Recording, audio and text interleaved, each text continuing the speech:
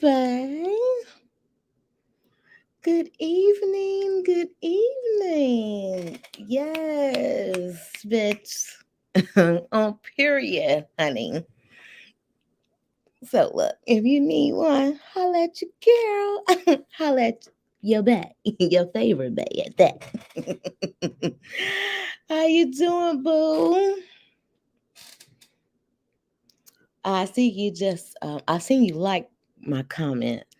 But girl, yeah, I got two good stories for you, honey. I think you will like them. But if you ever need an intro or outro or thumbnail, just hit me up. I haven't had a chance to go to your Instagram yet.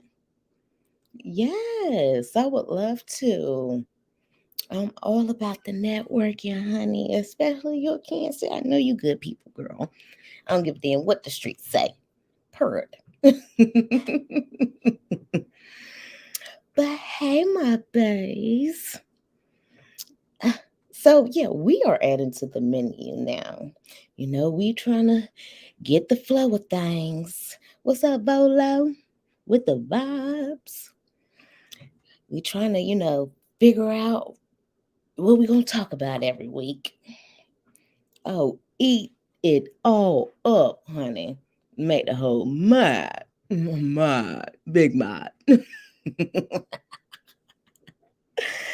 Oh, starting as a habit. But yeah, so I decided, mm, let's do Trap Talk Thursdays, where we talk about, the OGs of the trap game. And you can't talk about the OGs of the trap game without mentioning Pablo Escobar, honey. And when I tell you, I was able to research some tea. Y'all better get ready. Y'all better get ready for this one.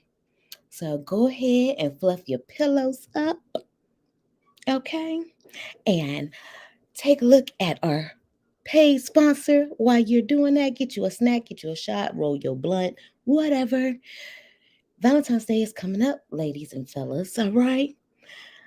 Make sure you shop luxlipsbyLala.com and enter in code PillowTalk10 to save 10% off your order at checkout.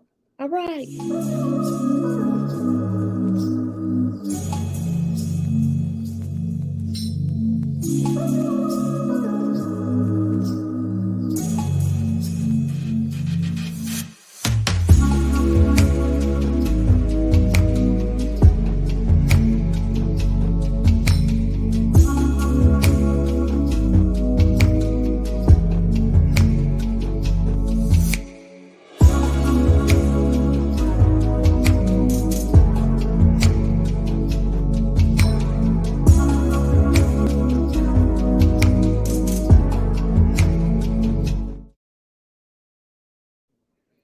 Okay, babe. Don't forget, go to www.luxlipsbyLala. And once you're finished checking out what she got for you, or fellas, what she got for your lady, make sure you enter discount code PillowTalk10 to receive 10% off your order at checkout. All right. Let's see. Let's see. What kind of face babe give it today?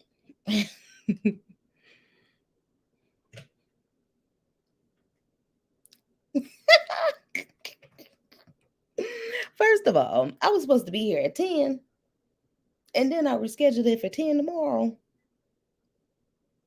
And it's 2:52. Bitch. Y'all already know what time it is. They always late, but she always on time. Okay. Don't you ever forget it. So, like I was saying, you can't talk about the OGs, the legends of the trap game without mentioning Pablo Escobar, okay? So, to kick off our trap Talk Thursdays. We gonna get into some things about Pablo, and see what Pablo was about. A little bit of his background, a little bit of tea, get a little messy, and what's been going on. Well, what was going on? God rest his soul. All right. Thank you. I gotta get my white woman on. Now I look I look studious. Damn, my comments ain't coming up on StreamYard no more. So when y'all see me look up, I'm looking up at the comments from YouTube because StreamYard is tripping. All right, let's get into some things. To start it off, why do people consider Pablo as an OG or trap gang? We have a lot of things. Like, he was a stone cold killer out here, for sure. Taking our destiny was all about them. That's what.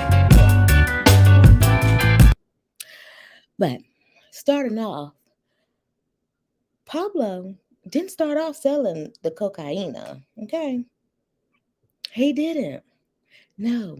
What he started talking about at first, I mean, not talking about, Lord. We pillow talking. What he started off doing first was selling tombstones. I would have never guessed. But you know what? Let me put up my disclaimer, matter of fact.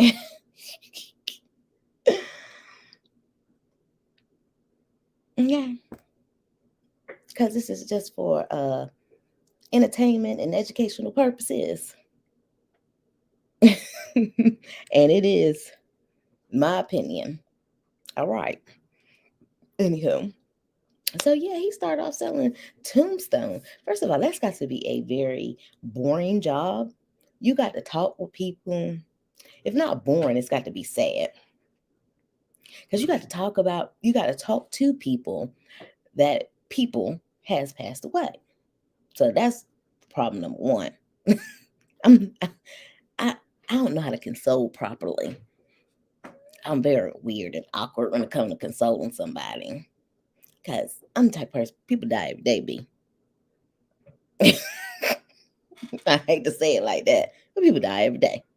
Okay, we all got a time that we got to go. God rest our souls. All right. But I think, this is my opinion. I think he was like, this was the start. He probably was selling tombstone, and his cousin Pedro was probably like, "Yo, Pablo, I got some cocoa plant. We need to get to the USA. You sell your tombstone, I put it in your tombstone. You sell it. You transfer it, and they come pick it up." That's what I think, started it off. It started when he was selling the tombstones, allegedly. We're going to get into some things. We're going to get into it. All right. So, yeah, that was like really awkward to me. Like, one of the biggest drug dealers of our time started selling tombstones. Weird.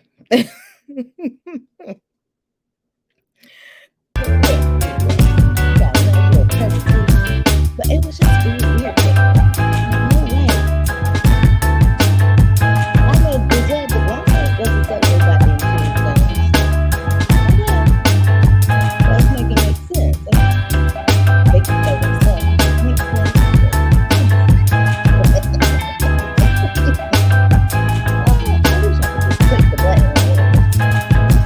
I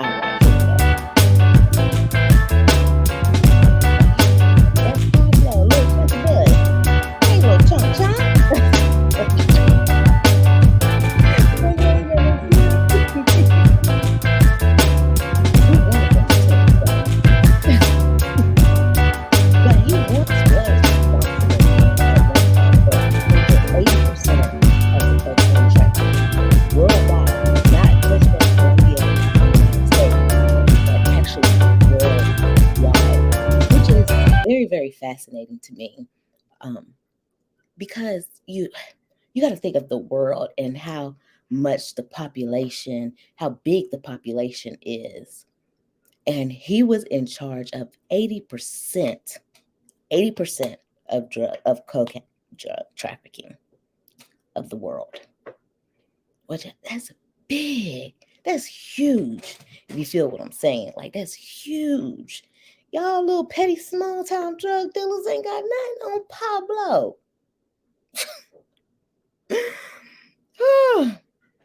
And another thing, a little quick little tidbit. Forbes estimated his net worth during his time. His estimated net worth was worth $30 billion. $30 billion. $30 billion. Like, come on. Pablo was rich. But when, tabloids brought that out, his son said that was true. So you got to that's true. If you in the comments, you hear rapping it out when I pop it out, you think that's true? His son said no, he wasn't worth it.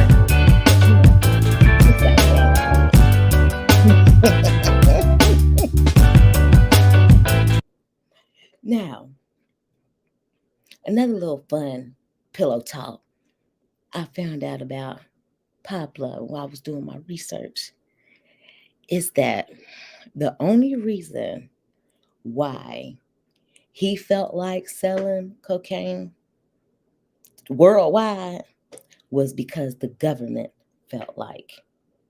considered it to be illegal. That's the only reason why he felt like it was bad. I feel him on that. It's just like marijuana now. Well, it's starting to become legal in most states, but in still a lot of states, it's not legal. And we only feel bad when we be riding and smoking and chilling and shit, blowing it down.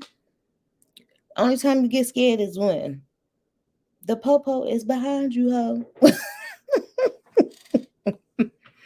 Other than that, you riding and smoking. Okay.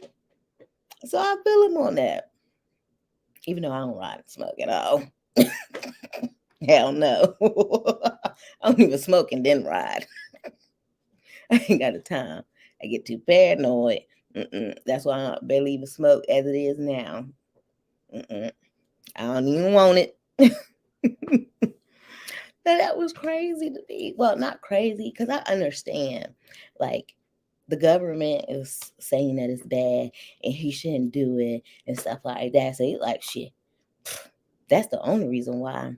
But at the same time, you got to understand, he destroyed a lot of families, especially, in the Black community, in the crack era and all that. A lot of, families were broken. There were a lot of broken homes. A lot of kids were taken away from their parents. He didn't get that deep into it. He just I just feel bad because the government say it's bad. Other than that, I guess smoke your life away, snort your life away. However, I mean, I guess when you OG like that, you gotta be like that. So I mean, it is what it is. But I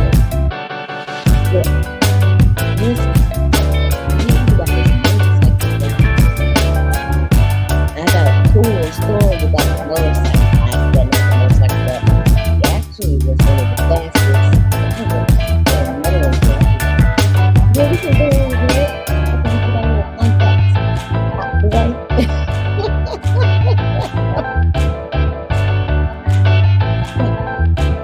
Allegedly, in my opinion, now this is a alleged fact. He spent $2,500 per month on rubber bands. Can y'all believe that? That's a lot of fucking money. That's the real rubber band boy. What, yeah?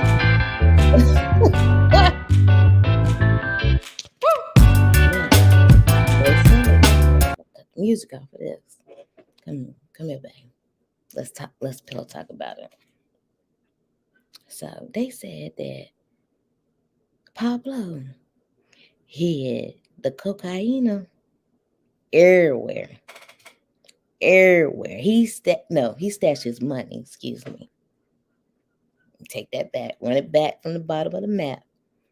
He stashed his money everywhere. He put it in plants. He put it in graves, in the ground. He put it in cellars. And he put his drugs in animals. Oh, yeah, it's this whole little conspiracy thing, allegedly, that the reason why he bought a zoo, if y'all ain't know, Pablo Escobar owned a zoo. And the only reason why he had the zoo is so he could transport his drugs through the animals. And on his property, still to this day, on his property, there are a lot of hippopotamuses. They got coke in their ass.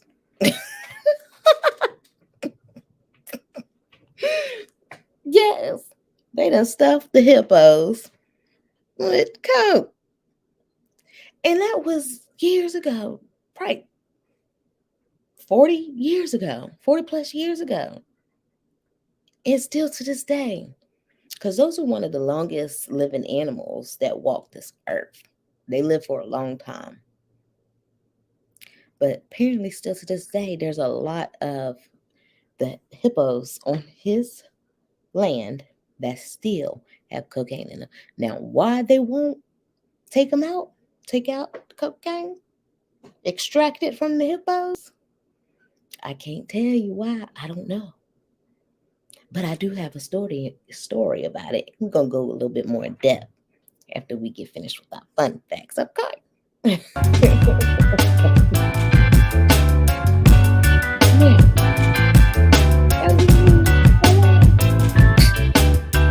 I can't wait to talk about that hippo story. Shout out to my mama. He wanted me to get in depth about the hippo story. Heard about it. And she is the reason why I'm doing this.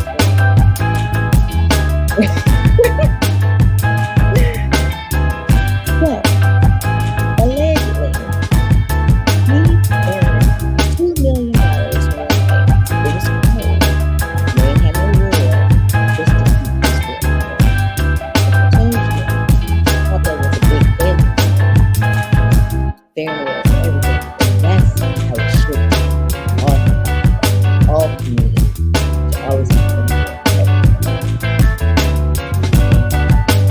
and I thought that was very big of him as a father. $2 million, that's a lot. And right about now, $200. $2. $2 will be a lot.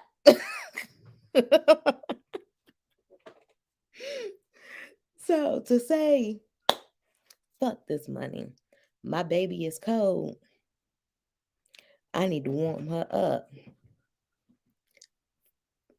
Kick out the money.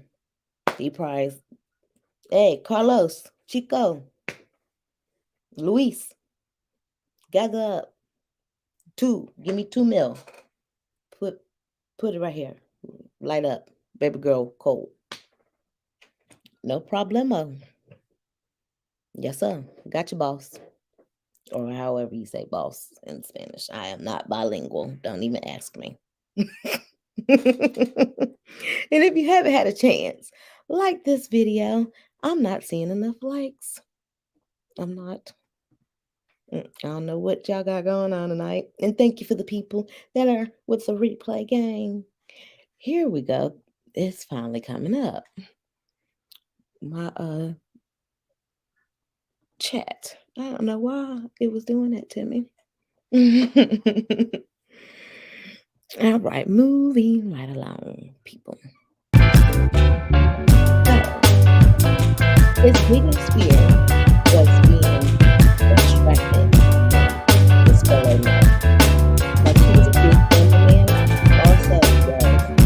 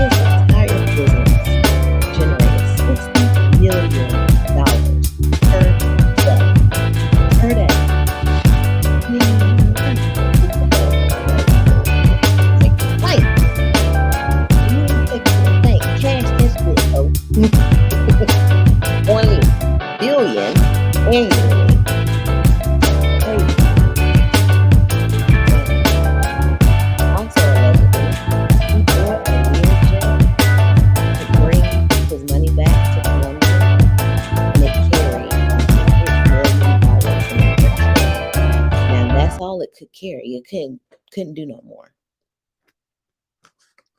But up to $100 million per trip. Now, I don't know how many trips they was taking, but you got to add it up. If he's generating 60 million per day, 20 billion annually, and the plane is, going to a truck. Well, the plane is carrying 100 million. Y'all smart. My babes is smart. I know y'all are. So do the math. Drop it down in the comments. Put it in the chat. Let me know.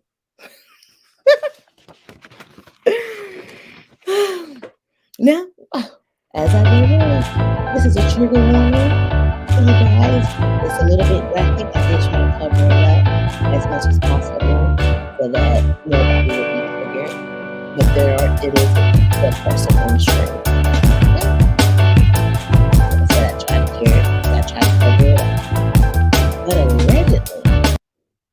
allegedly, he is responsible for killing a lot of authority figures in Colombia and in the United States. I told you that mother was cold, bad to the bone. I don't get no realer than that. Don't get no realer than that. I'm telling you, they don't make. First of all, Americans make.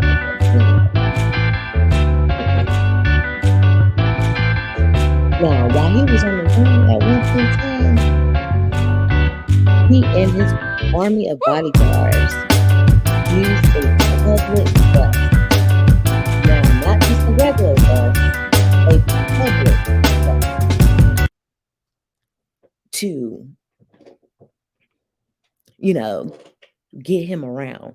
I guess to be in like a disguise. And guess who was driving? Pablo. Senor Escobar. He was a driver. On the run, the driver. Now, this is also a trigger warning as well, you guys. So, and this is about underage marriage. But the tea is that when Pablo and his wife got married, and as you can see, she looked quite young. If you look to the picture to the left, she looked quite young. She was 13 when they got married. And he was 24. Now, back in the day, that might have been acceptable. But these days and age, we like, what? You dang P? You P word? You edifying? You edifying? I could not believe when Mr. Bay told me that. I said, huh? So while I was doing my research and I seen it, I said, oh my God. I mean, I believed him when he said it, but I seen the picture and I'm like, yeah, she looks young. But apparently he loved his wife a lot. He loved her a lot. These days, it ain't gonna fly.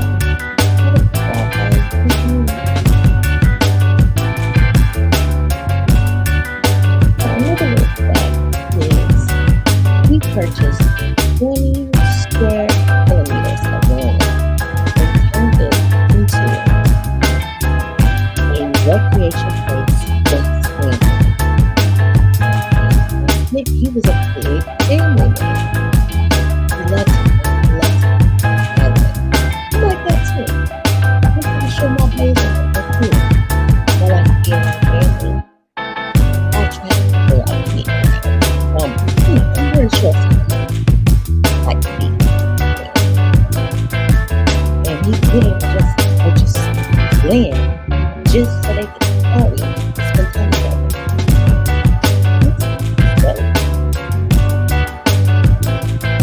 Now, during these gatherings, they would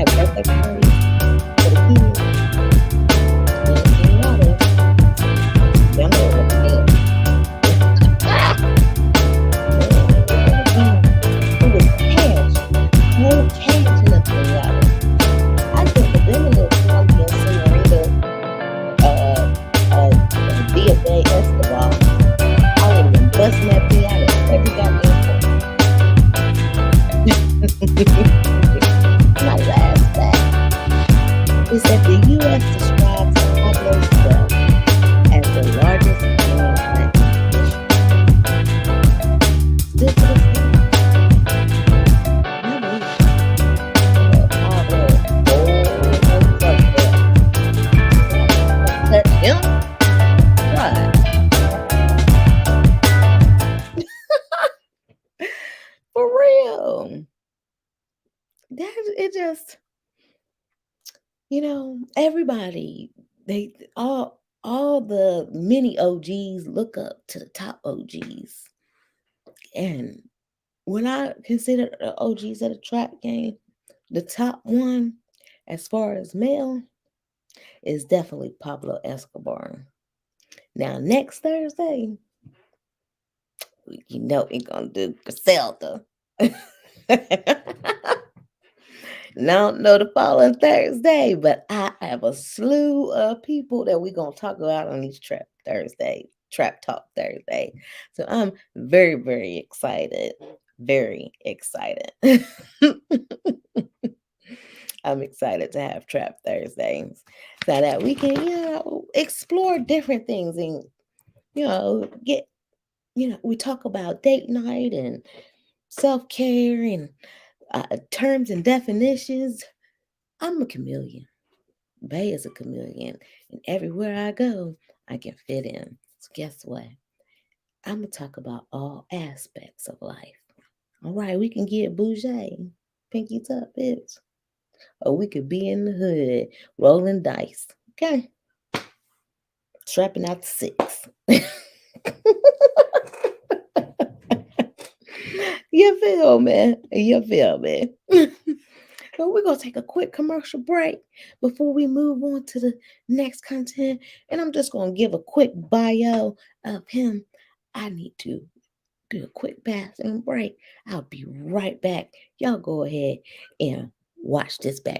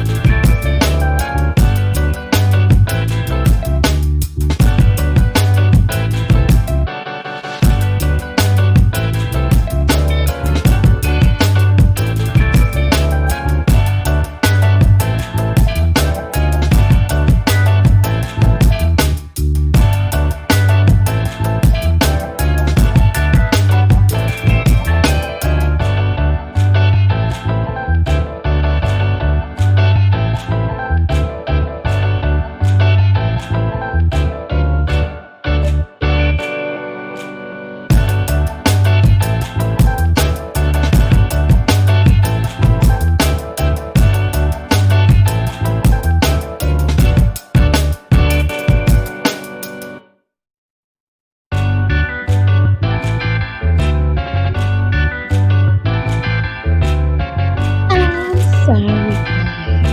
I'm back. I say, woo! I love that. Don't you love that? I think it sounds so good. It went, it went with it. Let's see. I wonder if I can. Hold on. I can do that. Because I want to talk while this music is playing. If it's too loud, everybody is here.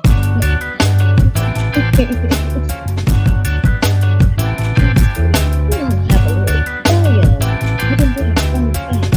So let's see what he was about. No, it's gonna go in the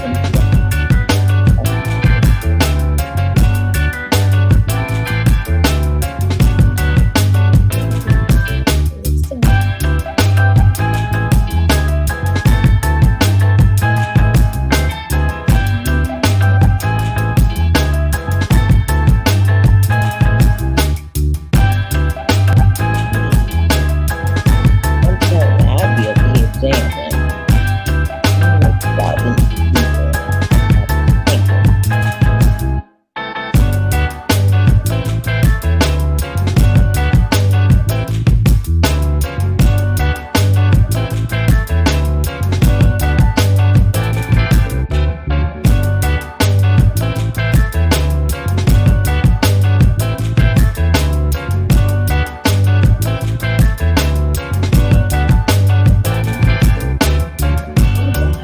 Now let's get into something. Let's move it on. Alright, so Pablo Escobar includes Pablo Emilio Escobar Gaviria, born December 1st, 1931, and died December 2nd, 1991. Go ahead and bring it up on the screen. I know y'all want to see what I know you do. Hey, this is courtesy of Ricky Chemical.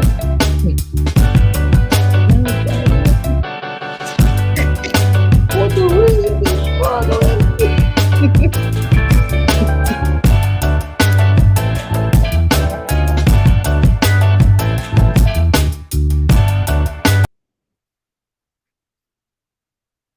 And then it stopped the music. That sucks.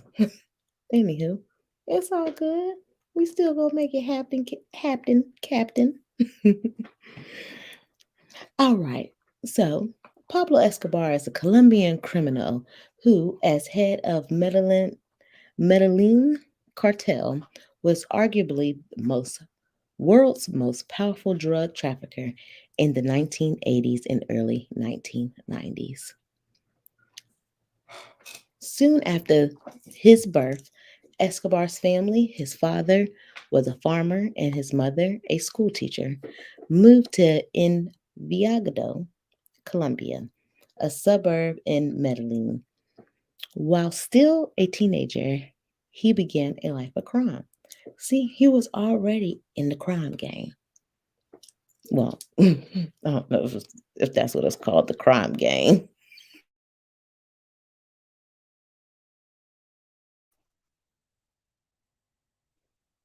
His early illegal activities included selling fake diplomas, smuggling stereo equipment, and stealing tombstones to resell. See?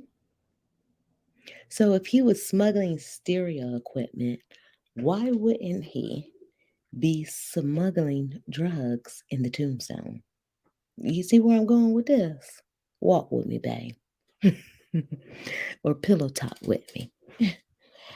Escobar also stole cars, and it was this offense that resulted in his first arrest in 1974.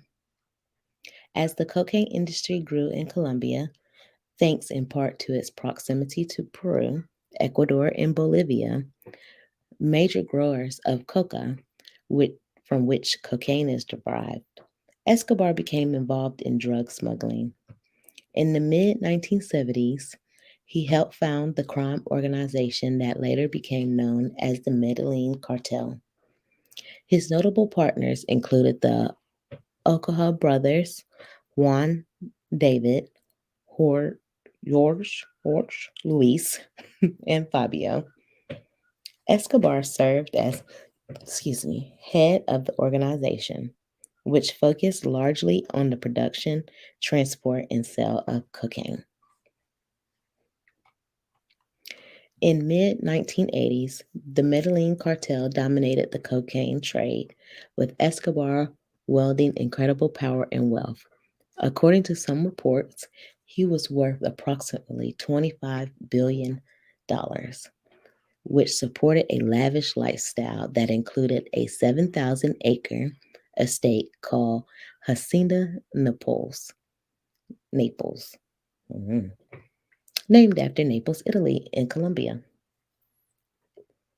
It reportedly cost 63 million and featured a soccer field, dinosaur statues, artificial lakes, a bullfighting arena, an airstrip, and a tennis court. The property also had a zoo that housed giraffes, hippopotamuses, and camels, among other animals. In addition, Escobar founded various projects to aid the poor, earning him comparison to Robin Hood. That perception helped him win election to an alternate seat in the country's Congress in 1982. Interesting. However, such philanthropic works were offset by Escobar's well known ruthlessness. He handled problems with planta un plomo, meaning silver or lead. So he basically based his cartel either look, I'ma pay you or I'ma pop you. Period. And you know what? I don't blame him. Sorry, you guys, I'm looking for my ashtray. I don't blame him. You're gonna do what I say. You're gonna take the money or you're gonna take the bullet. Okay? Get it? In addition to rival drug traffickers, notably in the Cali cartel, his uh, his victims included government officials, policemen, and civilians. In 1989, the cartel reportedly placed a bomb aboard an airplane in an attempt to kill an alleged informant. More than 100 people were killed. The threats of extradition to the United States, which, as the destination of most of the cartel's drugs, had come to view Escobar as the top target in its war on drugs, drew even greater retaliation from Escobar, who reportedly said he would rather have a grave in Colombia than a jail cell in the US. And I don't blame him on that. Um, if you ever watched Locked Up Abroad, which I used to love watching that show when it first came out, they basically have it good in other countries when they get locked up. So, oh, yeah, they don't treat our prisoners that well here, in my opinion. Like, I've watched some lock up abroads in like Mexico and in Colombia, and they are allowed to have like their family there, which is, I think it's good. Like they can spend the night type stuff.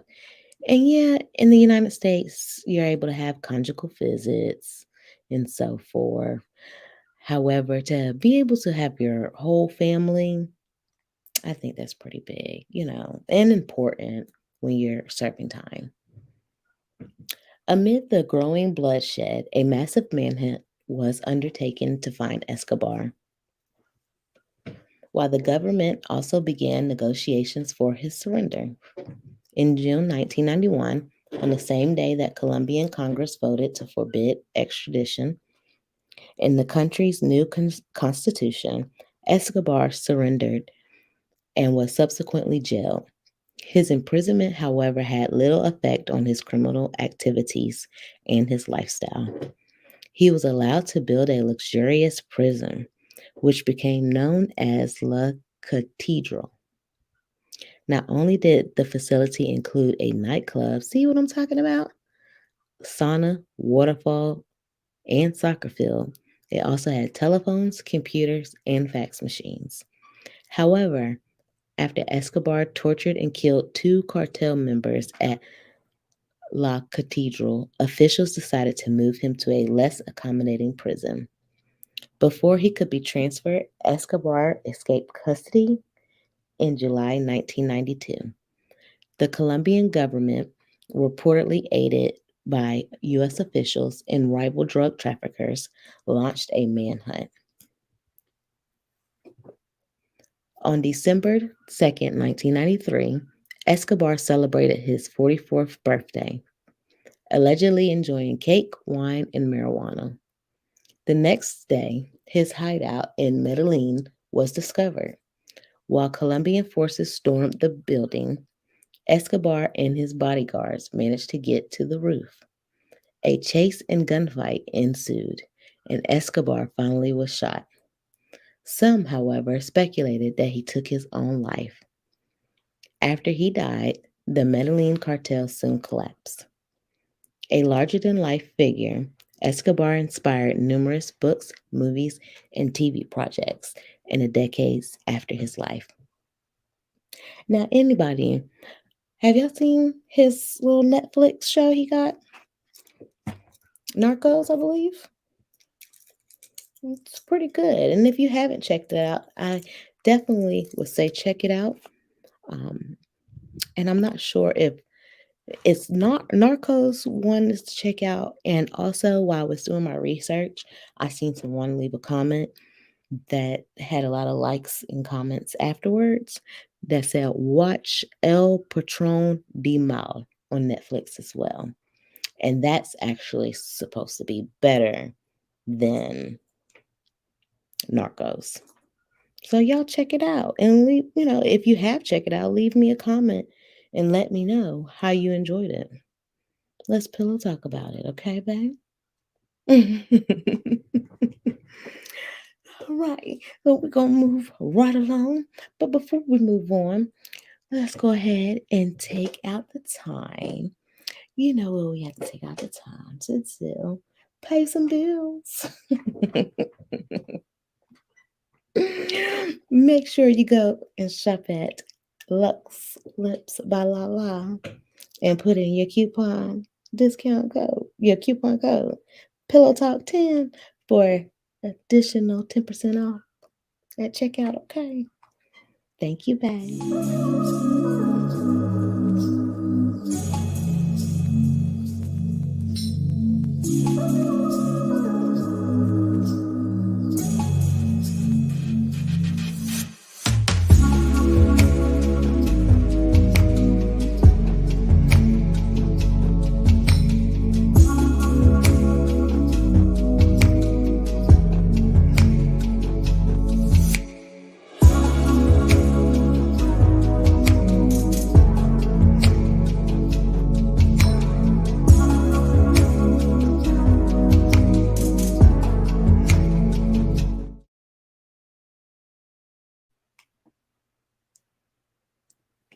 You back, babe.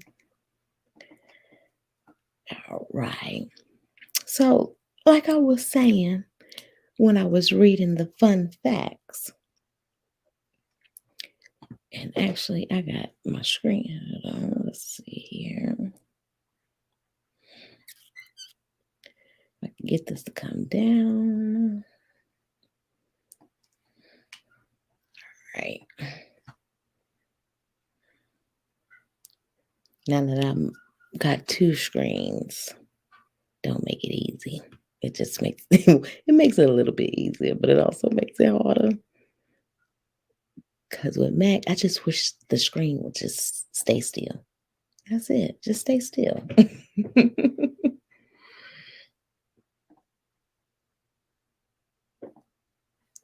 All right, where we at?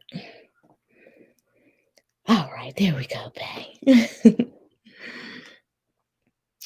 So, as I was saying, he was a race car driver and he was one of the fastest, apparently, from what I researched, which was very interesting to me. So, I wanted to talk about it. I wanted to pillow talk with you, babe, about it. Let me go ahead and bring up my screen. All right. The fastest man in Medellin inside Pablo Escobar's racing career.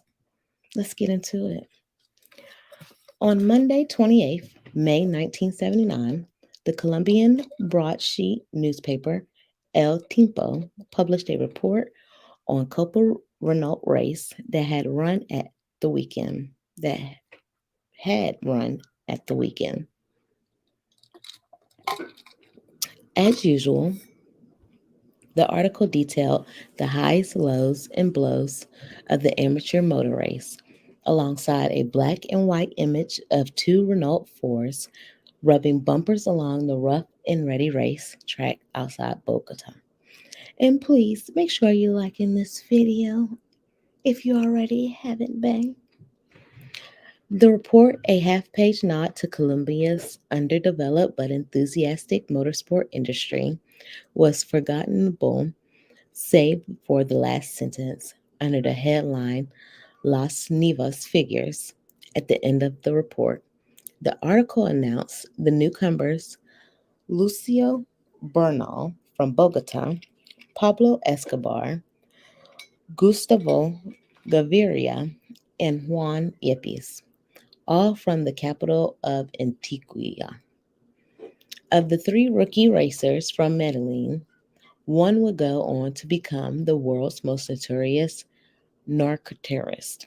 Despite the worldwide reign of terror and destruction that Escobar went on to conduct, the first recorded reference to El Patron in Colombian media, had nothing to do with trafficking, murder, or politic violence, but to his achievements as a rookie race driver in a spit and sawdust motor racing series. Girl, they just look evil. The story begins some 13 years earlier with the introduction of a plucky but basic French car called the Renault 4. The year was 1966, and a Colombian car dealer called Auto Andes started importing the models from the Fasa Renault factory in Spain.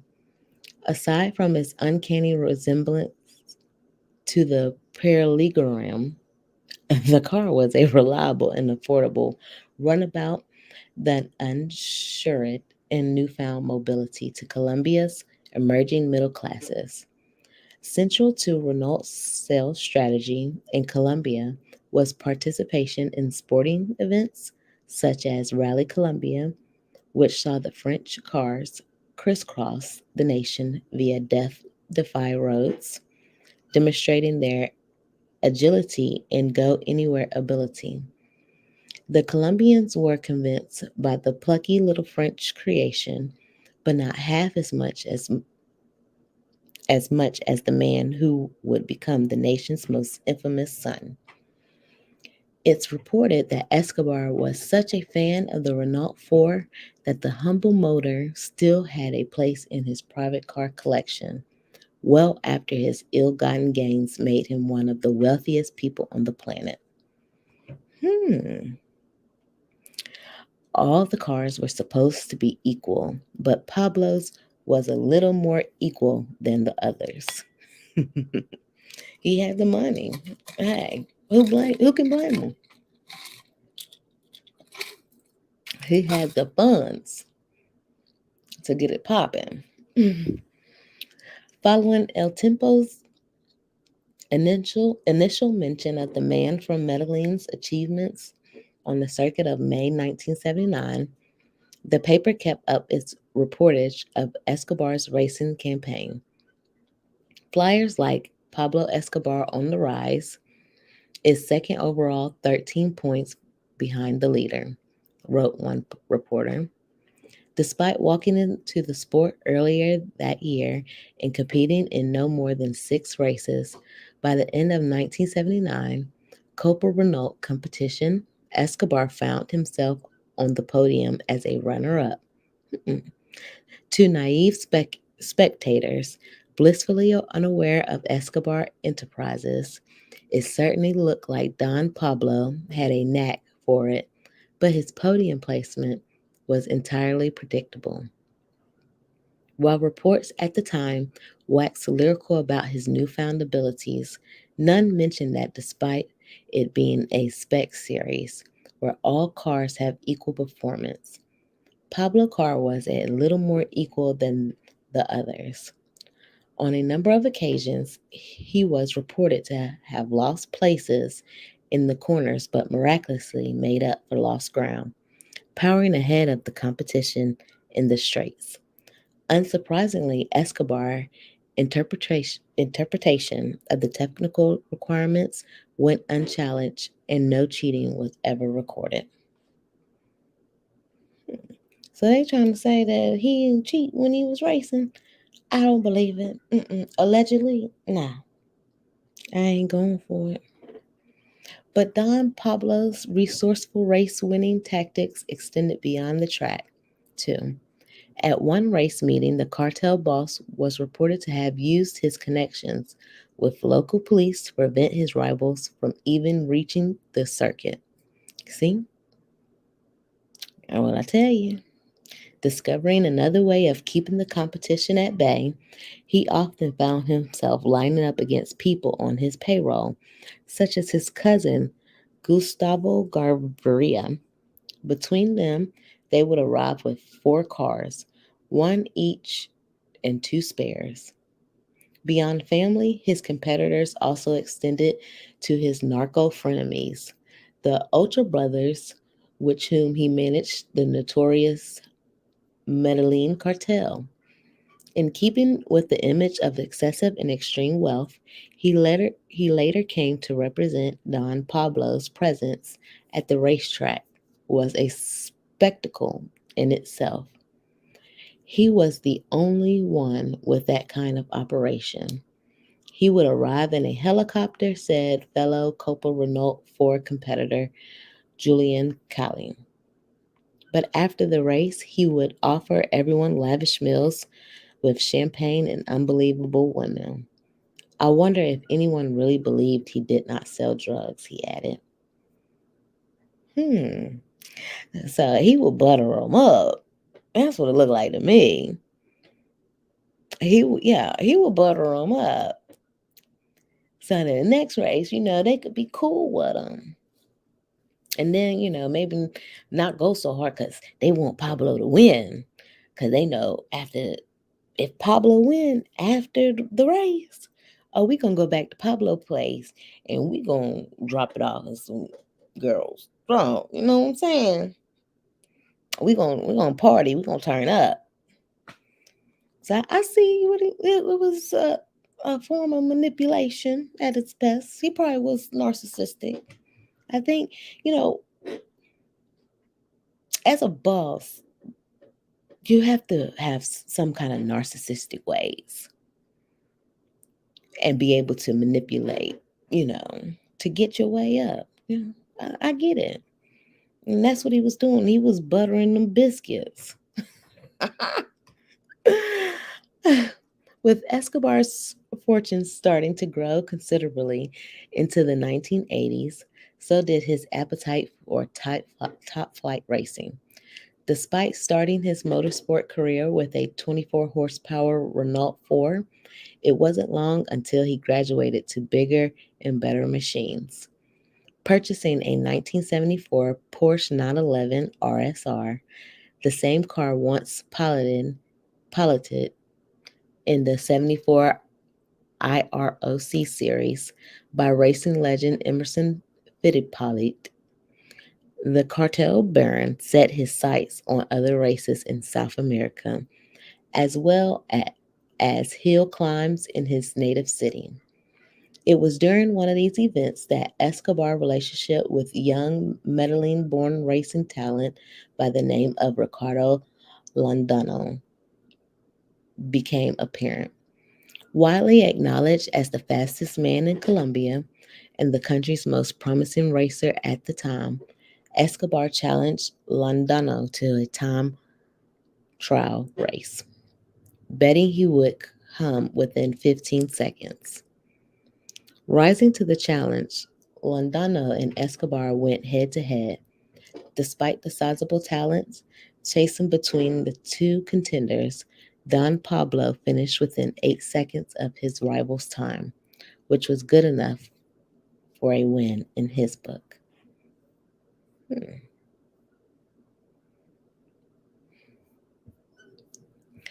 Oh no, I'm not reading all that. So we get it. Pablo was a racer, and he was considerably a good racer at that. However, he may have won, allegedly, some of those races due to cheating and manipulation. But hey, gotta make it to the top by any means necessary. Ain't that what they say?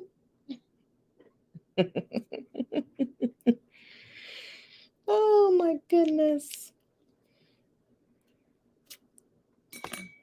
Either or, Pablo is still that dude. Let's see what else I wanted to talk about with you guys. Give you a little background. So let's talk about the cocaine hippos. Yes.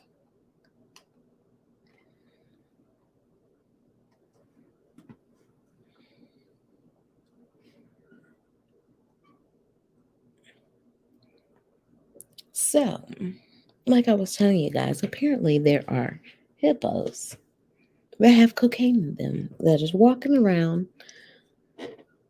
Pablo's estate to this day. Now let's go ahead and read about it. Courtesy of NBCnews.com. Hold on, you guys, let me refill my water up. All this talking be making me thirsty. Thirsty.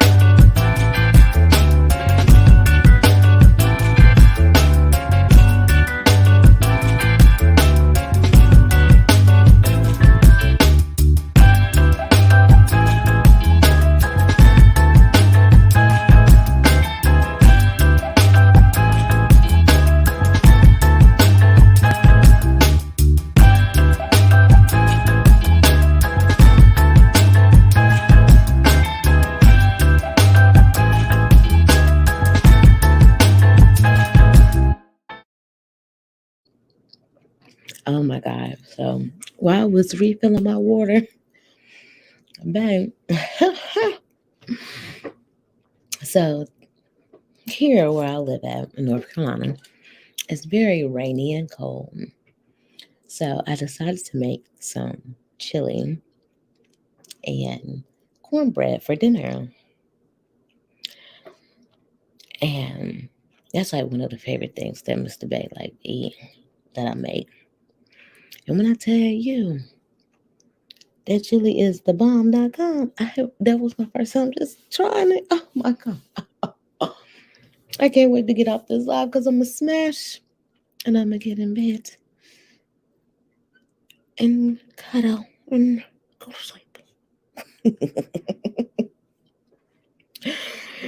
All right, so Pablo Escobar's cocaine hippos can be legally recognized as people, U.S. courts find. They are decent descendants of animals that Escobar illegally imported to his Colombian ranch in the 1980s when he regained over the country's drug trade. The offspring of hippos, once owned by Colombian drug kingpin Pablo Escobar, can be recognized as people or interested persons with the legal rights in the U.S. following a federal court order. The case involves a lawsuit against the Colombian government over whether to kill or sterilize the hippos, whose numbers are growing at a fast pace and pose a threat to biodiversity. An animal rights group hailing the order as a milestone victory in the long sought efforts to sway the U.S. justice system to grant animals personhood status. But the order won't carry any weight in Colombia, where the hippos live, a legal expert said. Now let's go ahead and take a look at this clip here.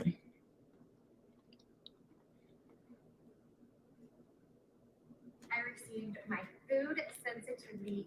We'll go ahead and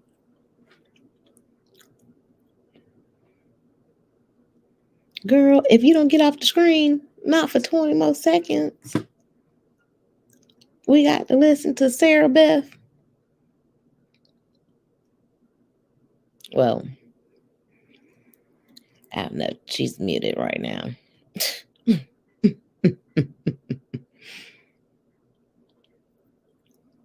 All right. We're back on this Saturday morning with Today in the Wild and an unusual animal problem in South America. That's right. Dozens and dozens of hippos have found themselves very far from home, and now government officials and biologists have to figure out what to do about it. NBC's Carrie Sanders explains. Hippos in the wild. But there's something wrong with this picture. We're not in their native sub-Saharan Africa. This is Colombia, South America, more than 6,300 miles from hippopotamus territory. And no, they did not swim here. In Colombia, South America. And this happened because the famed drug trafficker, Pablo Escobar, had his own zoo down there. And when he was killed, I think it was in 1993, they were able to move some of those animals out. But because the hippos were so large, it was too expensive to get them out of there. They just kind of let them loose. They ran free. Wow. The drug kingpin's 4 pet hippos have now become an estimated 100. Unchecked, scientists in the Colombian jungle say the so-called cocaine hippos could multiply to 1,000 in just one generation. We know that we need to balance the life of the hippos, the community, and the ecosystem to find out a real solution for this situation. Some government biologists in Colombia suggested just killing them, but shooting a cute, unprotected hippo did not sit well with the public. As happens, the hippos have created a tourist economy the size of their girth. While hippos kill more people in Africa than any other animal, including lions, visitors now travel to South America's Magdalena River for boat rides to glimpse at the imports. Tour guide Isabel Romero. It's good as a community to have them in the area because it has allowed us to strengthen our economy. The truth that I see is these hippos don't bother anybody. And this is just a really nice place and everybody lives together in harmony. But biologists say what tourists and others don't see is where this is headed. Hungry hippos with no predators here, each eating 150 pounds of river and jungle grasses every day, quickly turns from cute to catastrophe. They bring nutrients and materials from the land into the water, so they can add fertilizers to the water that contribute to growth of algae and bacteria. Dr. Jonathan Shuren has consulted Colombia on what to do. One idea, birth control. How would you approach a wild hippopotamus to give it a shot so it doesn't have more babies? It is not a trivial thing to do. You can't really dart them because when they get scared, their natural reaction is to run back into the water. And if you've sedated them, they will drown, right? Because they'll go into the water and die. No one wants to see that. If this was a man-made mistake, what is the lesson we learned from this? This was definitely a man-made mistake. And the lesson is that a small mistake that we think initially is just to create a conversation piece can become catastrophic for the environment. That is true. Yet one more legacy of cocaine kingpin Pablo Escobar, the river hippos. Big animals, big problems. For Today, Kerry Sanders, NBC News. That is the most bizarre problem you've ever heard of. These cocaine hippos, the hungry hippos, as Kerry calls them. And yeah, that was interesting, you guys. Very, very interesting. So the ruling has no impact in Colombia because they have an impact within their own territories. It will be the Colombian authorities who decide what to do with the hippos and not the American ones, said Camilo Bourbano Seafutin, a criminal law professor at the Universidad Externado de Colombia. The cocaine hippos are descendants of animals that Escobar illegally imported to his Colombian ranch in the 1980s when he regained over the country's drug trade. After his death in 1993, shootout with authorities, the hippos were abandoned at the estate and left to thrive with no natural predators.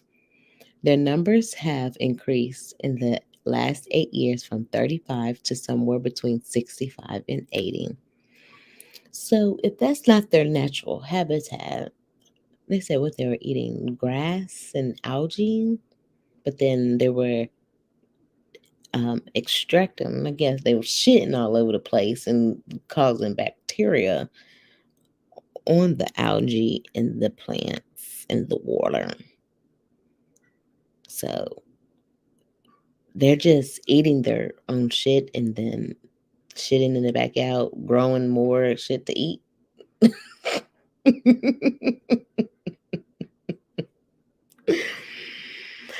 A group of scientists has warned that the hippos pose a major threat to the area's biodiversity and could lead to deadly encounters with humans.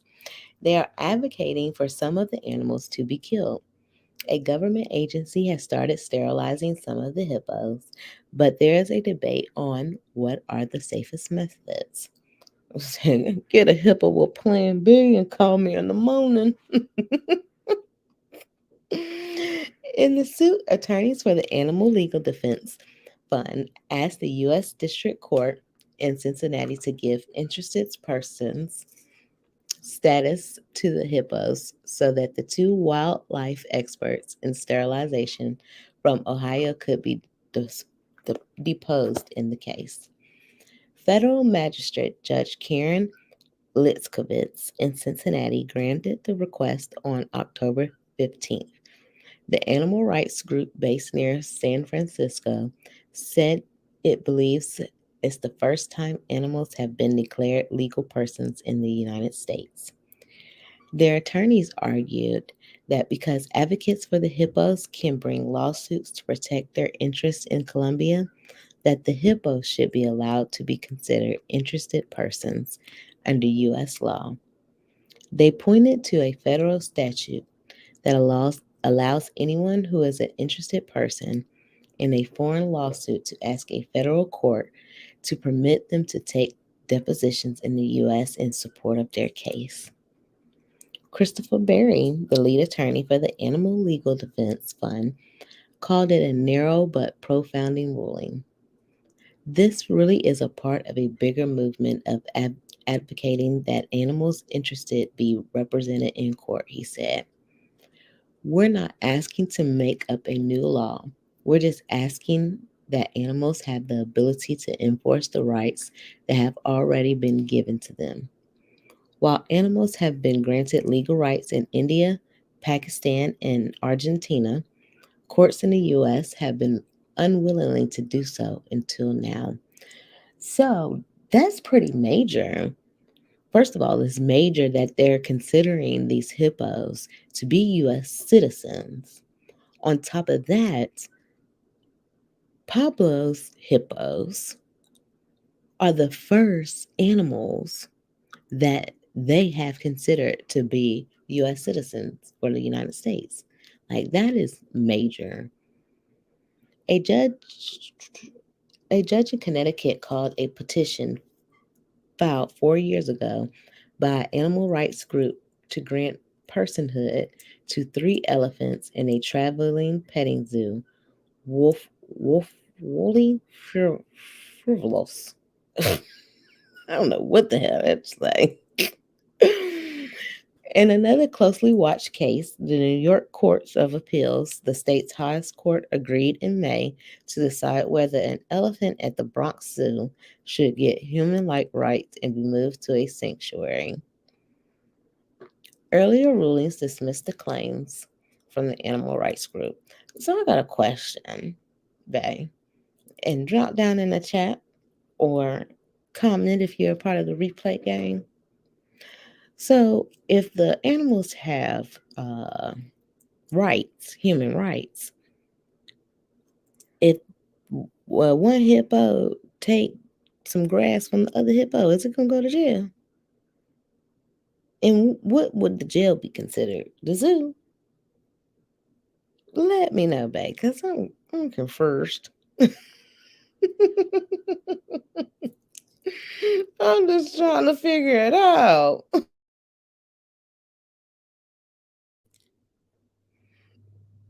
Earlier rulings dismissed the claims from the animal rights groups.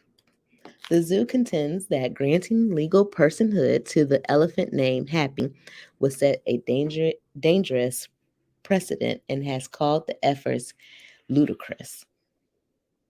Gun rights groups also have criticized the move out of concern it could impact hunting or set a precedent.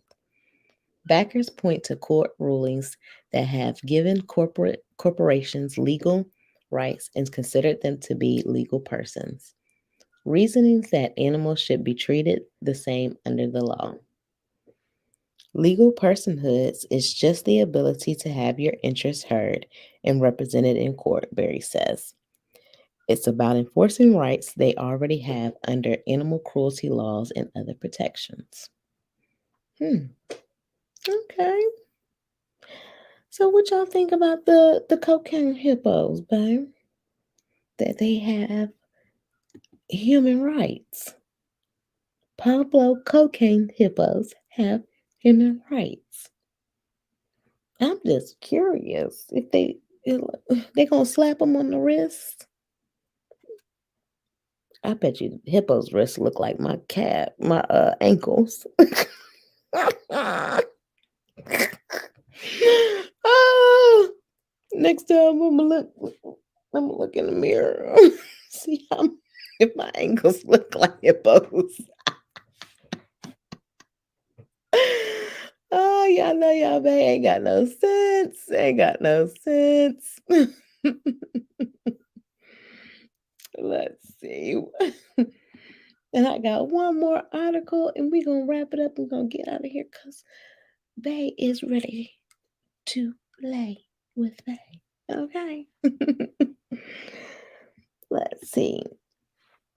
Now, another thing I wanted to talk about with you guys in regards to Pablo Escobar. There was an article I've seen by the History Reader, thehistoryreader.com. And it says the real DEA agents who took down Pablo Escobar.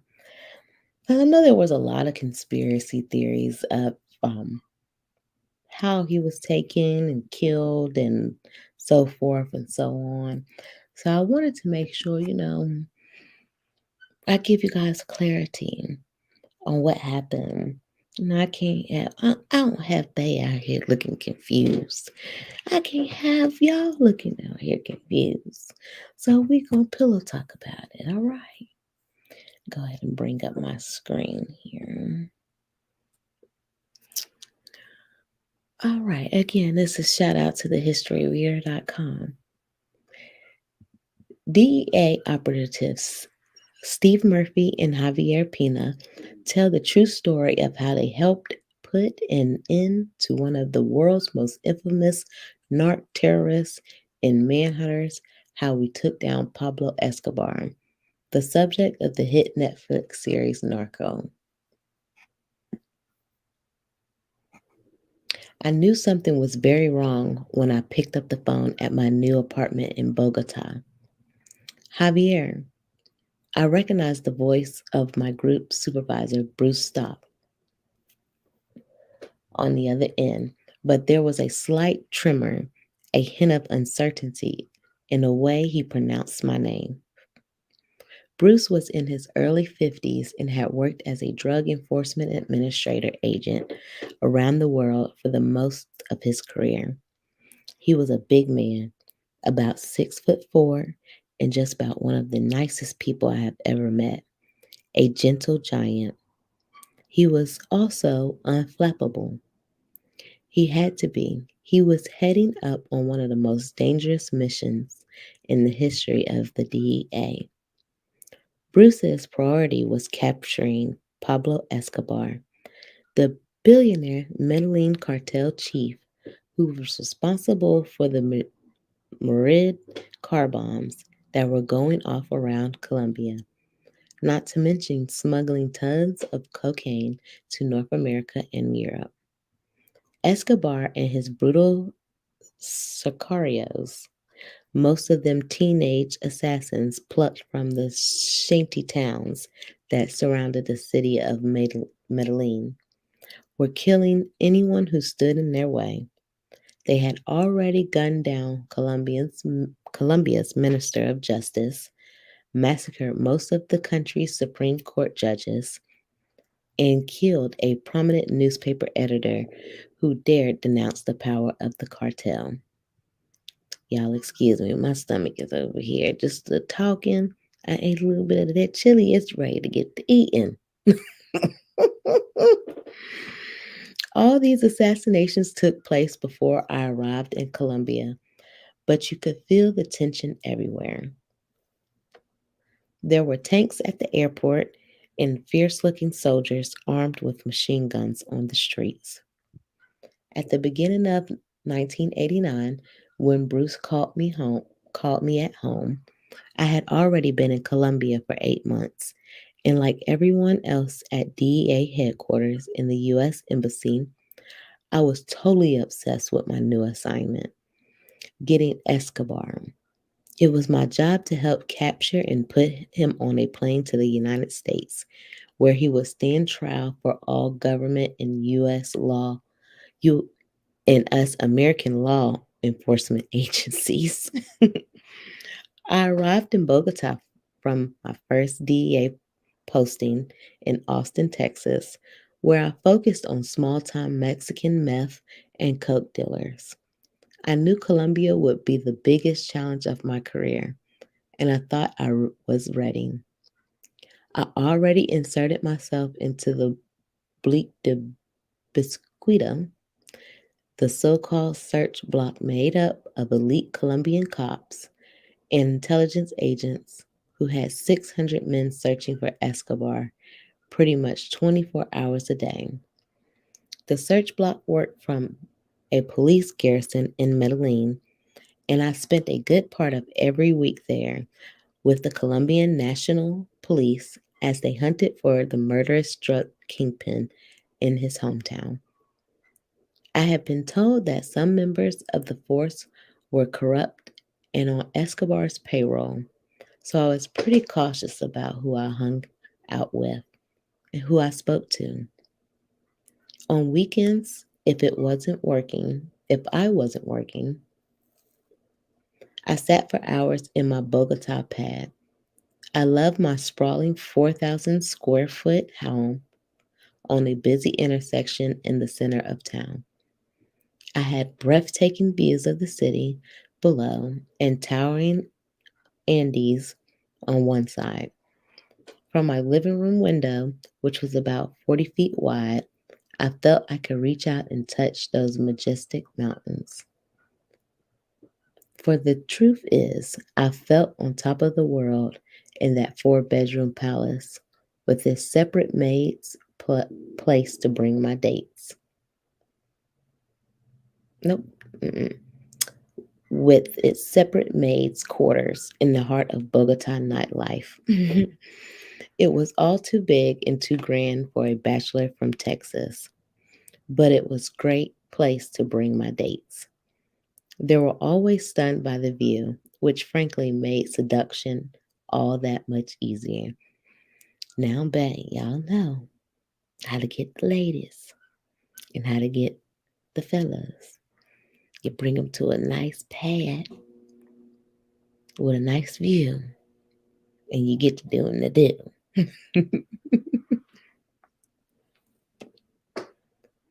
They were always stunned by the view, which frankly made seduction all that much easier.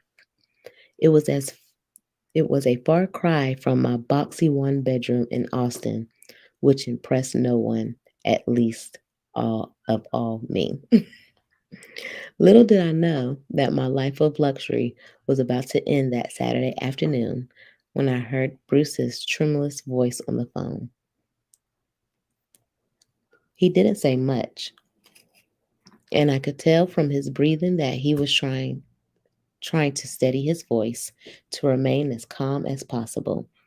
At that moment, I knew my life was in grave danger. Javier, listen to me. Go get your gun. Leave everything else behind and get the hell out of there, he said.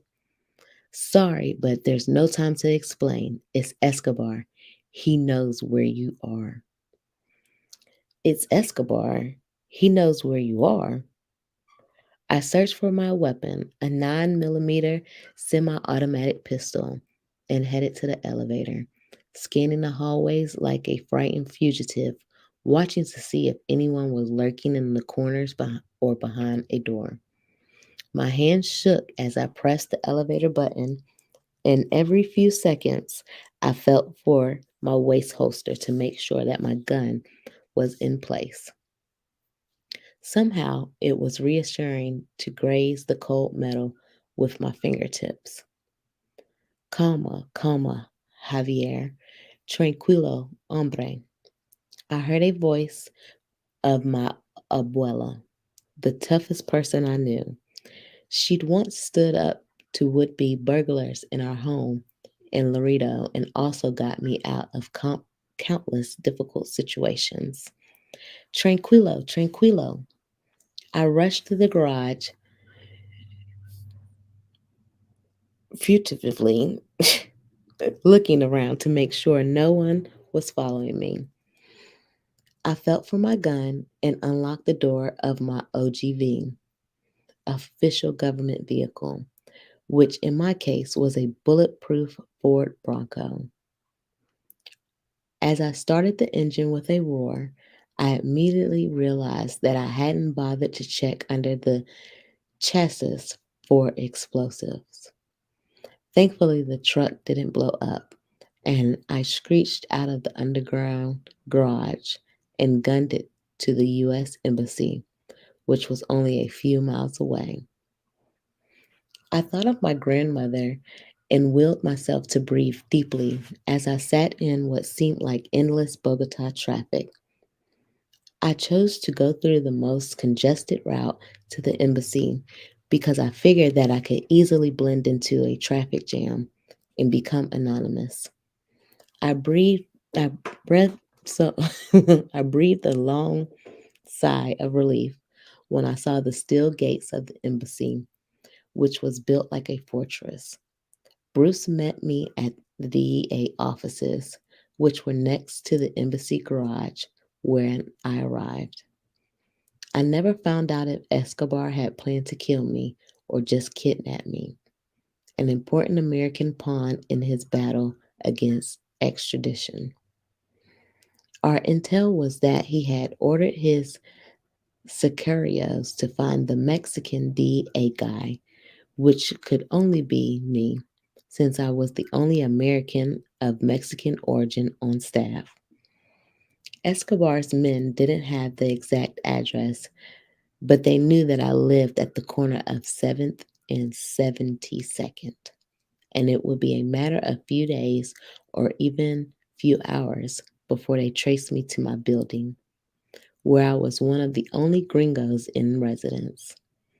Between the CNP and the DEA intelligence experts, we tried our best to get to the bottom of the threat, but couldn't find anything.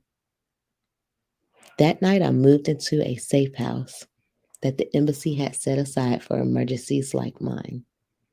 After a few weeks passed with no threats from Escobar's people, Bruce found me an apartment in Los Rosales, close to where the U.S. ambassador lived.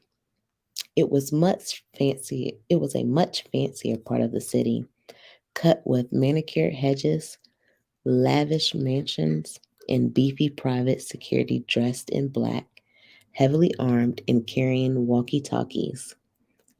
I missed my downtime arena, but I didn't miss it that much.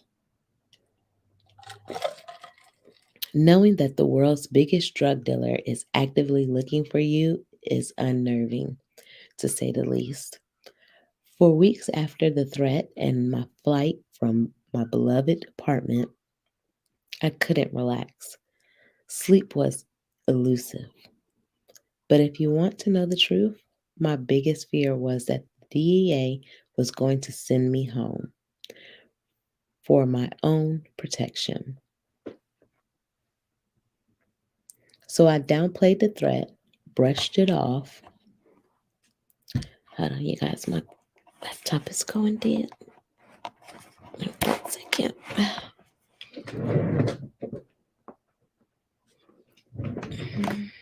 I hope you guys are enjoying a little read before we go lay.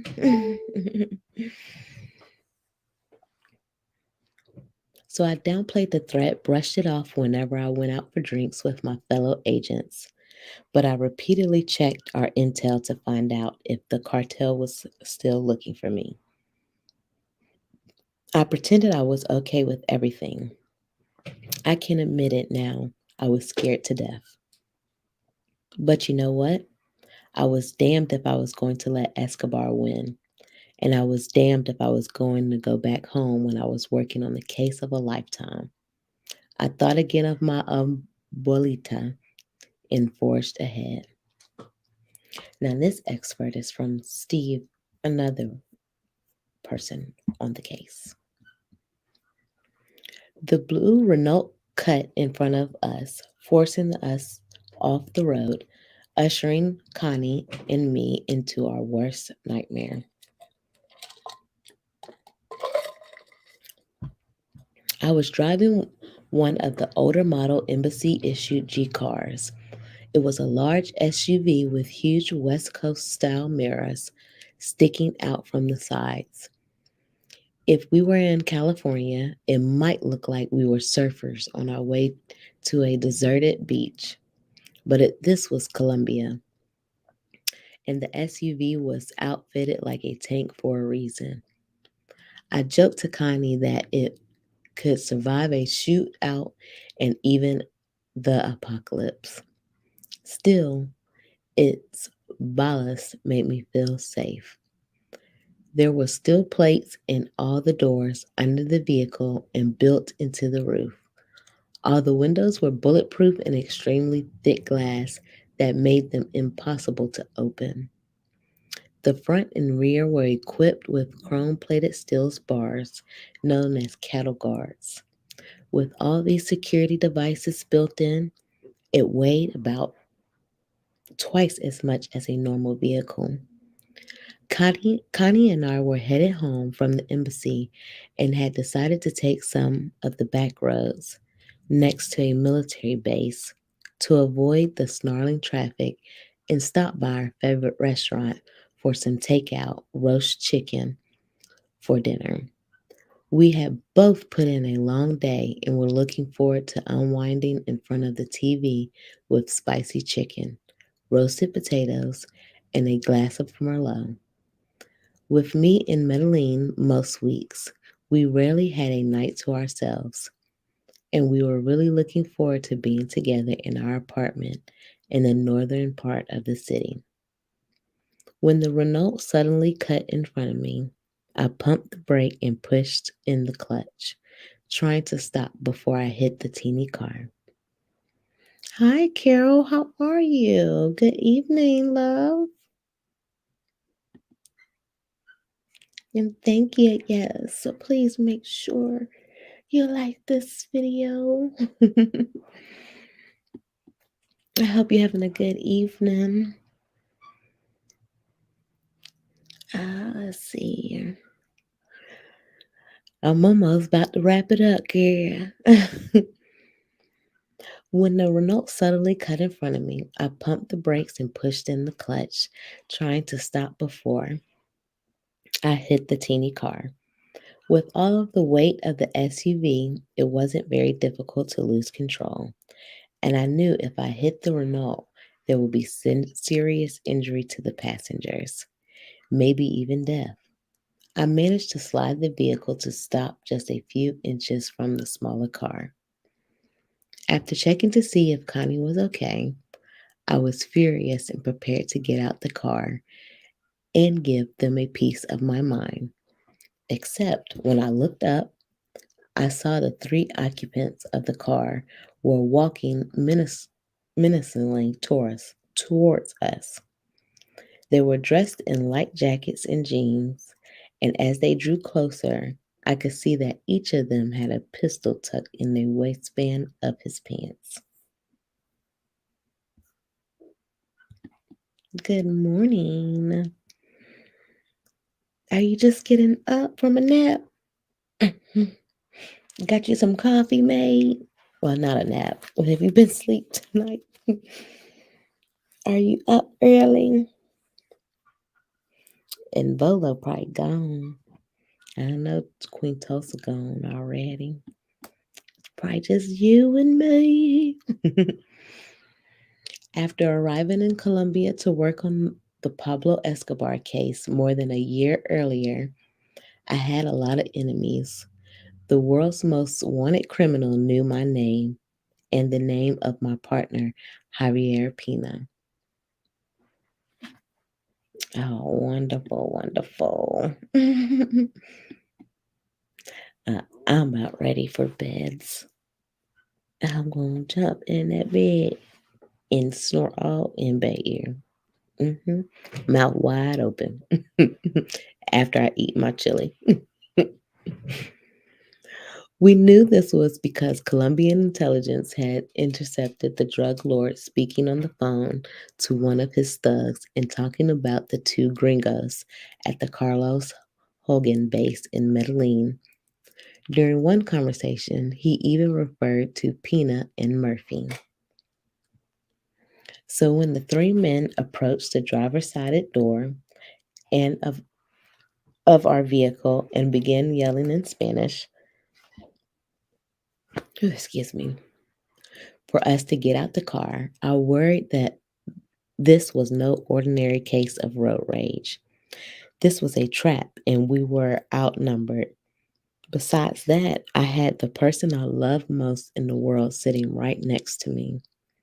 I needed to protect Connie no matter what happened to me. At first, I refused to open the door, and I flashed them my Colombian police identification badge, hoping it would scare them off. But they refused to budge, which is when I frantically tried to radio for backup from the embassy. Each embassy car was equipped with portable emergency radios so that we could call the Marines if we got into any trouble. I was hoping the Marines would simply dispatch a roving patrol and scare off the jokers who were holding us hostage inside the car. But I called once, I called twice, I called 3 times. No one answered. Ooh, that sounds like a setup. Like they had already contacted the police and told them, we about to box Steve and Connie in. And they're gonna call y'all. Don't y'all answer that damn phone. By this time, the 3 men were kicking at the tires and trying to open the doors. I looked over at Connie, who was trying to remain calm, but I could tell she was really scared. The truth is, so was I. Shortly after trying to contact the embassy, the wife of a DEA agent called us from her portable radio to make sure we were all right. I told her where we were and asked her to radio for help immediately. A few minutes later, our DEA supervisor was on the radio. I told him to hurry and bring the Margarita with him, our code name for the mini Uzi that we kept in the office for just such an occasion. Right, Carol? Right. I would have been too shocked. Like, While we waited, helpless as the men continued to taunt us and kick the doors of the car, my darling wife surprised me as she always did when we faced what seemed like the impossible odds. They're not that big, she said, pointing to the men. I can take that one. I could take that one out if you handle the other two. That's so cute. Like you sound like me. I'll be ready. I'll be ready quicker than bang. Uh, uh, oh, that, I'll kick that motherfucker ass right now. Hey, y'all know I'm little. No, I ain't nothing but 5 feet.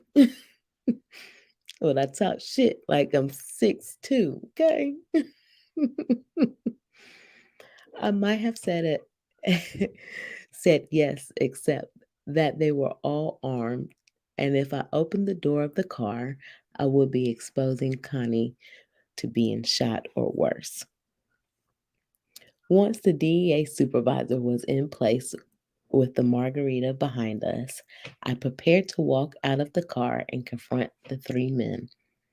We were both good marksmen, and if they tried anything funny, I knew we could easily kill them. But none of us wanted to kill anyone. We just wanted to get home and have our chicken. Just as I was opening my door, a Colombian National Police motorcycle patrol approached. I saw they were looking at us but showed no indication of stopping. I began blowing my horn to get their attention, which caused the patrol to turn around to investigate.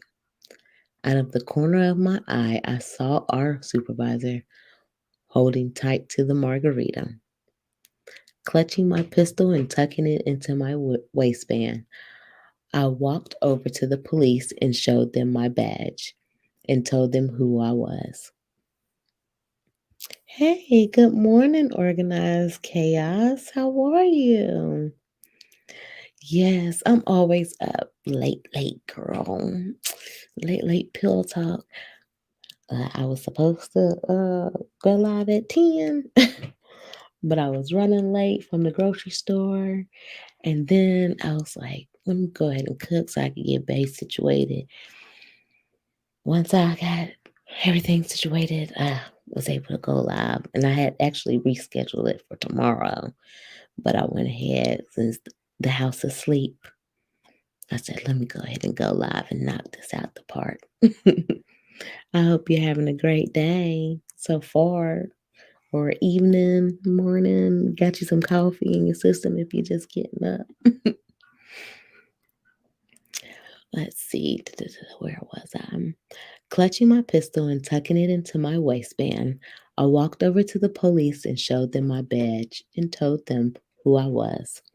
I was DEA and working on capturing Colombia's most wanted criminal. I told them we had been cut off by the 3 men in the Renault, and I was worried that they could be Sirios working for Escobar. After all, it was only a few years before that fellow DEA special agent Enrique Kiki Camarena Cesar was kidnapped by corrupt police officers in Mexico and tortured and killed on the orders of drug lord Miguel Angel Felix Gallardo. All DEA agents working in Latin America after Kiki's death worried that the same thing could happen to them. I told the cops the men in the blue Renault were all armed. At the mention of handguns, the police surrounded the men and pointed their weapons at them. It took a while to sink in, but when the cops realized who I was and that I had contacts with the highest levels of the Colombian police, they began to apologize to Connie and me. As for the three men who had nearly caused an ugly accident, they were low ranking members of the Colombian military on a joyride. It turned out to be nothing more than a case of road rage and the three young men wanting to intimidate us. They still don't know how close they came to death that night. And that is crazy. Like, at first, he was thinking it was a road rage situation until all of the men got out of the car and started walking to his car and ganged up on him. And he like, oh shit, what the hell? He thought it was Escobar and these people about to take him out. They were already after his partner. And then I love Connie. And Connie's a real one. She like, babe, we can get him. Babe, I got that one. You take the other two. Mind you, Connie ain't even had a strap. Connie was ready to box it out with him. Telling you, gotta get you a bae like Connie.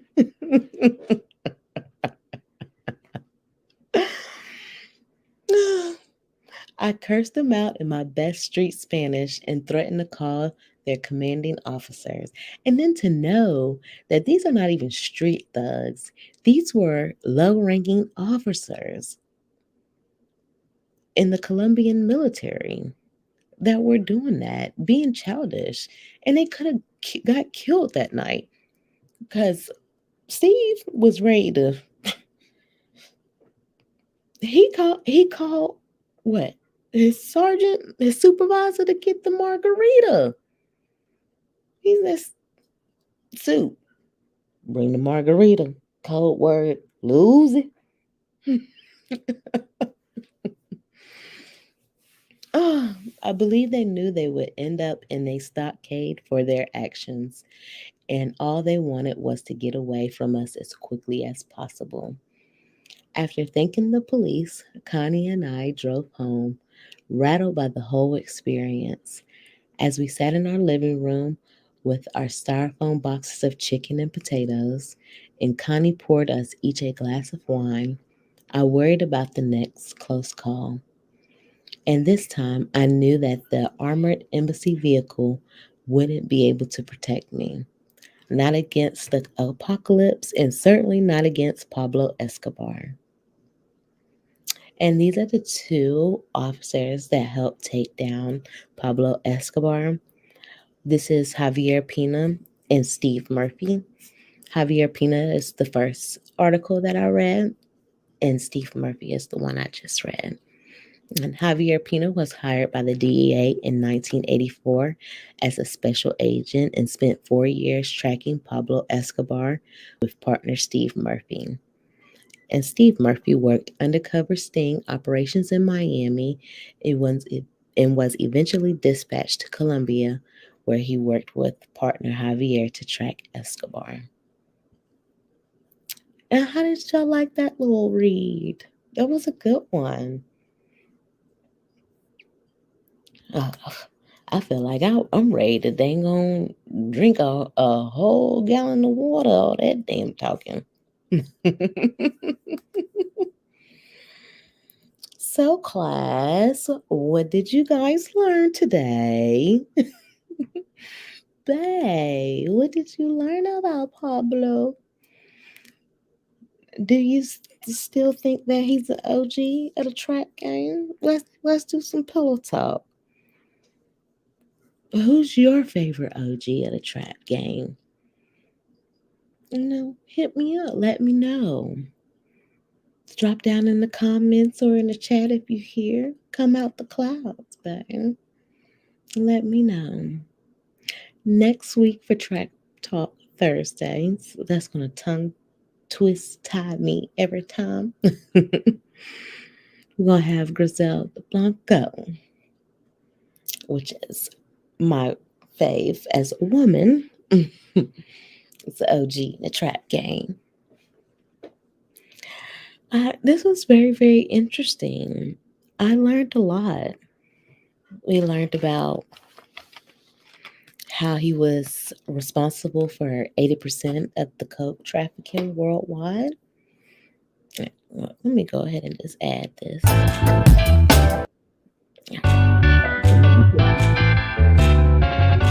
It's okay. I'm going to do a recap for you right now. Well, we learned that he was responsible for 80% of coke trafficking worldwide, not just in the United States. He also started off selling tombstones. Another thing we learned was Forbes estimated his net worth at $30 billion. Although his son disgraced. Which, I was like, girl, if daddy, say daddy.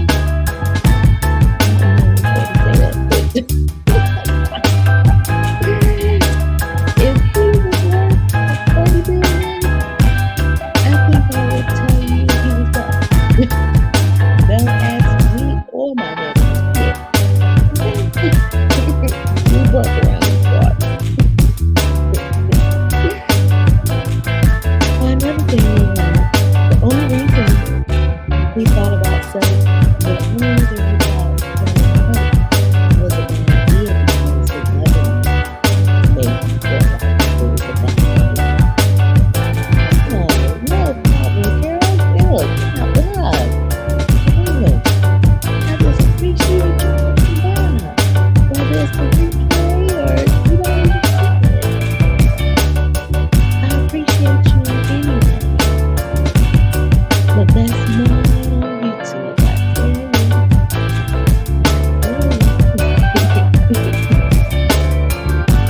But yeah, we only thought that it was bad because the government people are illegal.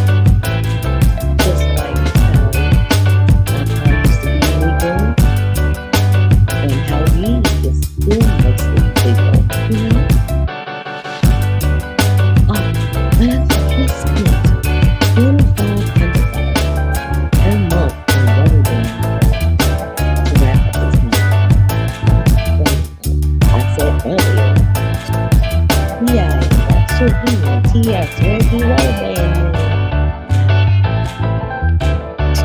Now when it comes to Pablo, we can't touch them.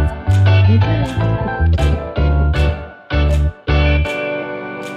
Another thing is that he stashed his money everywhere. Now, Pablo stashed his money everywhere.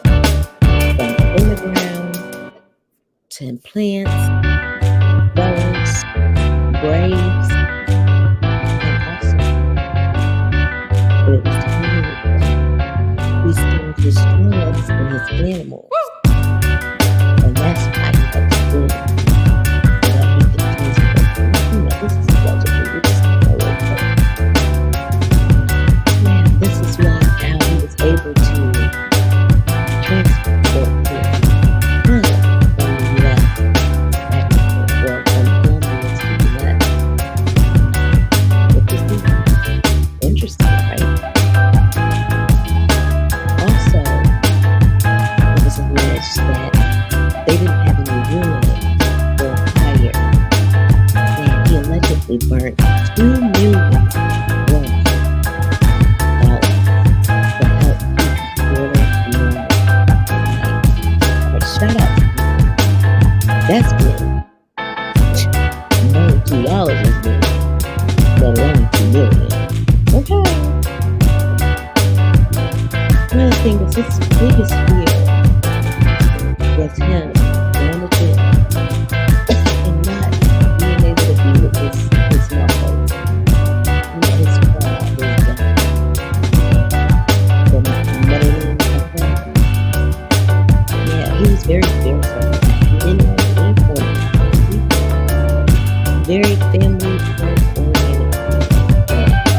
Did a lot of bad in his life, but people around him. And he was also told that his entire business valued at $60 million today. Less than $20 billion.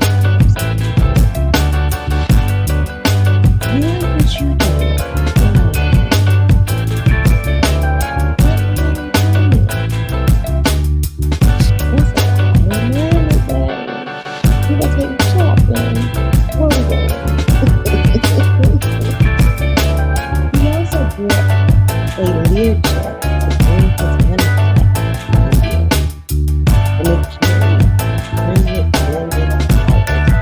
per year. Now we generate $60 million per day, $100 million per trip of the flight, for annual of $20 billion annually. You do the math, and you let me know.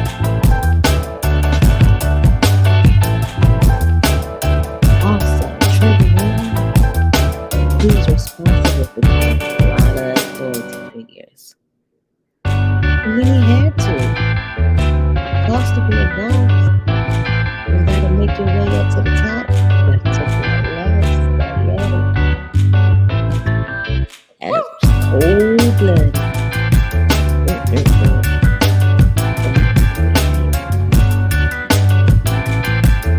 Also, it was told that he married his wife at 13. And she was like a baby. And he was 24. 24. Now we can do no stuff like that now. But back in the day, that was fun. It was in me.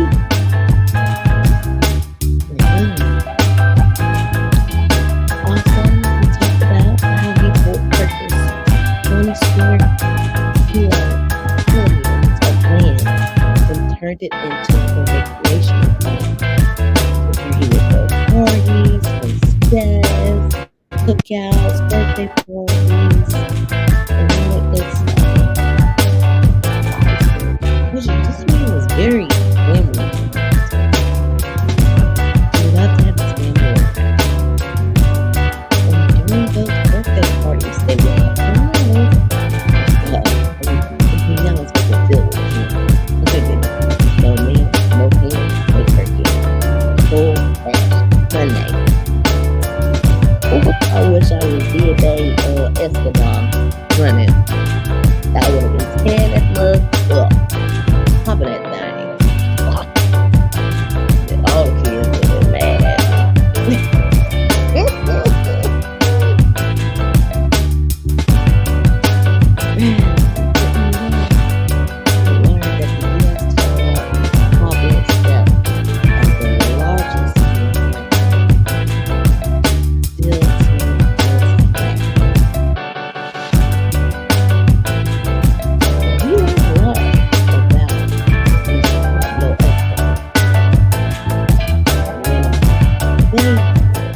OGs of the trap game. You hear me?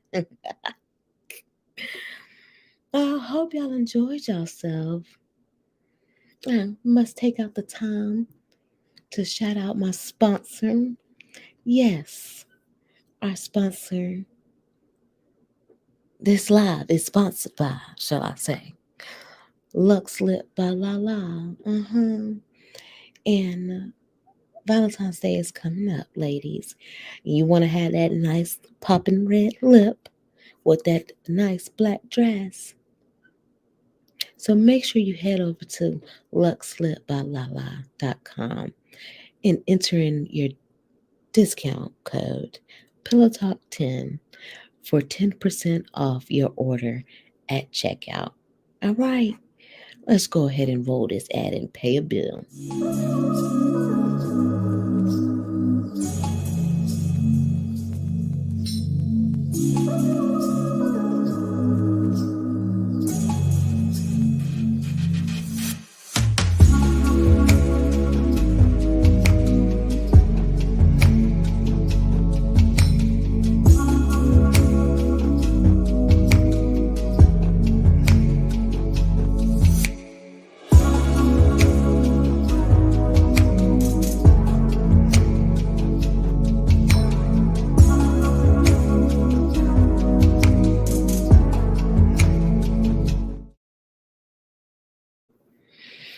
All right, babe. Well, it's been the real deal Holyfield.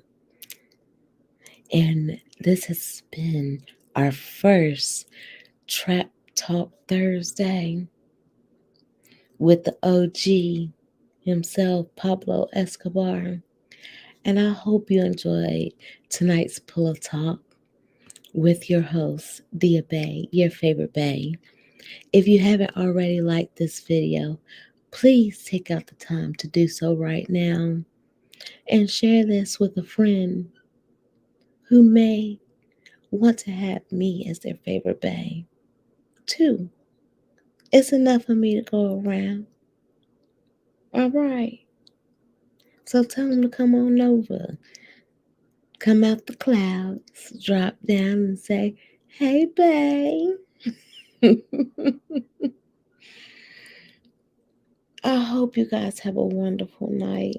Yes, good night, everyone. And again, thank you so much for coming out. Don't forget to tell somebody that you love them. Don't forget to tell somebody that you need them. And please don't forget to tell somebody that you're here for them. You never know who needs to hear it. Until I talk to y'all tomorrow for Foodie Friday. Oh, we gonna eat good tomorrow. We might have a mukbang. Well, we might have a mukbang. Y'all want to have a mukbang tomorrow? We might just have us a mukbang tomorrow. I love you guys. I'll see you tomorrow, okay?